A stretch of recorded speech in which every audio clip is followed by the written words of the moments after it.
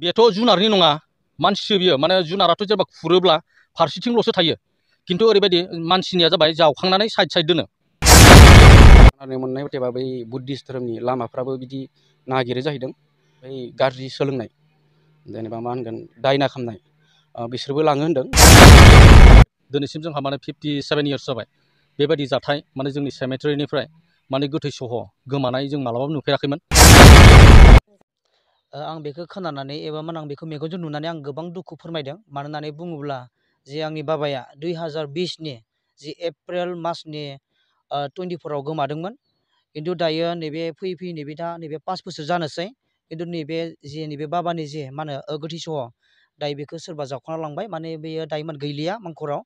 दायो आं बेखौनो दुखु फोरमायदों मानो होनबा आं जि बाबा बे बाबानि गोथै सहखौ जि नुयैखाय एबा बेखौ जावखांना लांनायखाय माने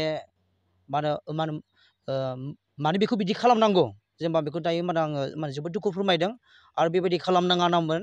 मानो होननानै बुङोब्ला जे बाबानि गोथै सहखौ आं गोसोखाङो।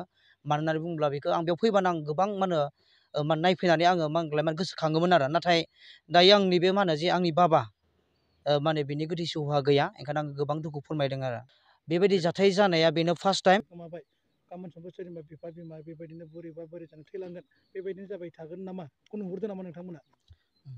दा आं बेखौनो नुहुरदों जेनेबा जे नैबे जे बे दिनाव जे बिदि गोमाबाय आं बेखौनो निस्सय आं बेखौनो जेनेबा आं साननानै नुहुरदों बेबायदिनो गोमालांगोन नामा आरोबाव बिदिनो जाबावगोन नामा जाथायफोरा आं बेखौ एसे सानहरनानै मोनदों आरो। मानो होनबा जि बेबायदि जाथाया जाबाय आरो बिदि बार बिदि जाबाय थागोन नामा आं बेखौनो जेनेबा सानखांदों आरो जेन बिदि जानाङा। सासे फिसाला जानानै नोंथांनि बिफानि जे गोथै सह गोमादों सन्देहफोर दं नामा सोरबाफोर मावथावना? ओरैनोथ' आङो बेखौनो सानदोंमोन जेनेबा सन्देहथ' गैया खिन्थु आं मालाबा बेबायदि सानफेराखैमोन बिदि जागोन होननानै खिन्थु माब्ला बेबायदि जाफेरखो आं आसरित नांदों आरो। दा बे नों मा सानो नोंथांनि बेलायाव बे मानसिनि खामानि बा सोरबा जुनारनि खामानि होननानै? ओरैनोथ' बियो मानसिनि खामानिसो बियो। मानो होनबा बे जुनारनि खामानि नङा आरो बेयो मानसिसो बेखौ जावखांना लांदों आरो। ओरैनोथ' जोंनि न'खरनिफ्राय पुलिससिम जेबो खबर हरनाय जायाखै खिन्थु जोङो मण्डलि हिसाबै जोङो जों खबर हैनाय जाबाय आरो पुलिसनिसिम। बेनि बेलायाव आङो जोबोद दुखु मोनदों। आङो बे आंग्राजुलि बापटिस्ट चार्चनिनो आङो पास्टर। जोंहा बे जोंनि मण्डलिया स्थापन जादोंमोन 1968आव। ओमफ्राय फैयै फैयै 2025 दिनैसिम जोंहा 57 इयार्स जाबाय बेबायदि जाथाय जोंनि सेमेट्रिनिफ्राय गोथै सह गोमानाय जों मालाबाबो नुफेराखैमोन। आरो दिनै जोङो बेबायदि शक नुनानै आसरित जोंनिनो मेम्बार जायफोरखौ जोङो मान होनानै जोङो बेखौ खबराव दोनफैबाय आरो जोङो बोसोरे गुड फ्राइडेनि सिगां जोङो फोसाबो। दा जोंहा सफैबानो नै फोसाबनो गोनां। दा नै दिनै जोङो फुंनि समाव अकस्मात जों नुबायदि जोंनि सेमेट्रिनिफ्रायनो जोंनि मेम्बार 3 बिथांमोननि खबरा हालावल'सो जाना दङ।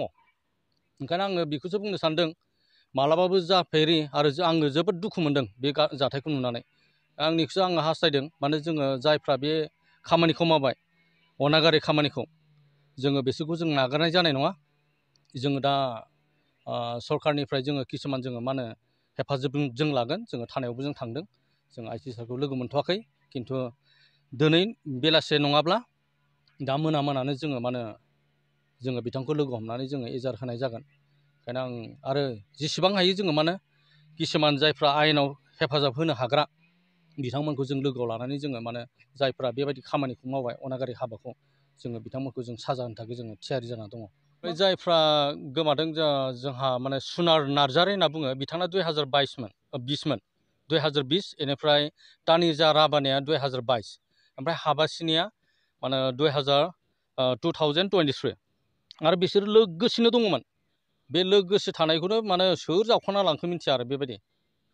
बेथ' नै दा नुदों जोङो नायदों आरो जोंनि मानसिफ्राबो फैनानै भिडिअ खालामदों हगारदों। मानो होननानै बुङोबा खानायबो थालांदों ओमफ्राय हाराबो बाहेरायाव ओंखारना दङ आरो। ओरैबायदि आवसारि जाबाय जोङो एफा मोजां जों फबना दोननाया। सन्देहखौथ' दा मा होनबावगोन मानसिनि खामानि बेथ' जुनारनि नङा मानसिसो बियो। जुनाराथ' जेनेबा खुरोब्ला फारसेथिंल'सो थायो खिन्थु ओरैबायदि मानसिनिया जाबाय जावखांनानै साइड दोनो। दा बेथ' जावनानैबो ओरै दोनदों हाखौ ओमफ्राय आरो ओरैथिं दोनदों आरो। दा जुनारनिब्ला खुरनाय जागौमोन ओमफ्राय फिसा जागौमोन दन्दर ओमफ्राय जिथिं माने आथिंजों जोगार हरो बे आलादा जायो आरो जुनारनिया, खिन्थु बे मानसिनि हाबासो आरो। दा सोर नुसनखो बे खामानि मावनाय? बेखौ जोंहा नैबे फंबाय उइलियाम बसुमतारी बिथाङानो नुफैदों। दहाय फुङाव आङो बे जोंनि बे रायजोनि बे गोथैसालि बेखौहाय आङो सम सम फोसाबग्रोबाय थायो।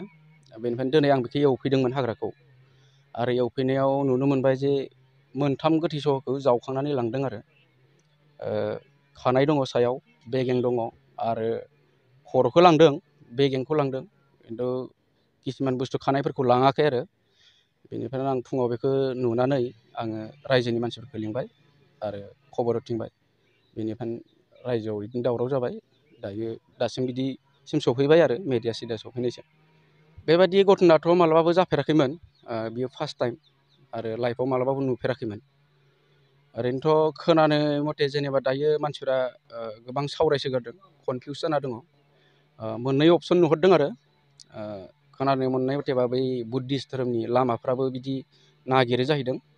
दा बिसोर लांबाय बादि, आरो किसुमान बुंदों बै गाज्रि सोलोंनाय, जेनेबा मा होनगोन दायना खालामनाय, बिसोरबो लाङो होनदों। दा रायजोफोरा गोनो गोथो जाना दं आरो, दाथ' रावबो नुवाखै नालाय, दा बबे मोनसेखौ हमनो बिदि जाना दं आरो काहानिया।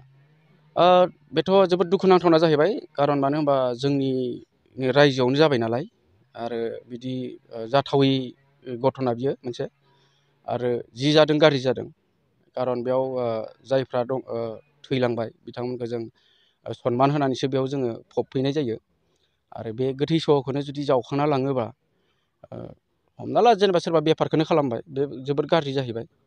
बा गाज्रि सोलोंनायफोरानो लांबाय, जेनेबा बेबो गाज्रि जाहैबाय। बिनि थाखाय जोंनि थाखायथ' जोबोद दुखुनांथावना।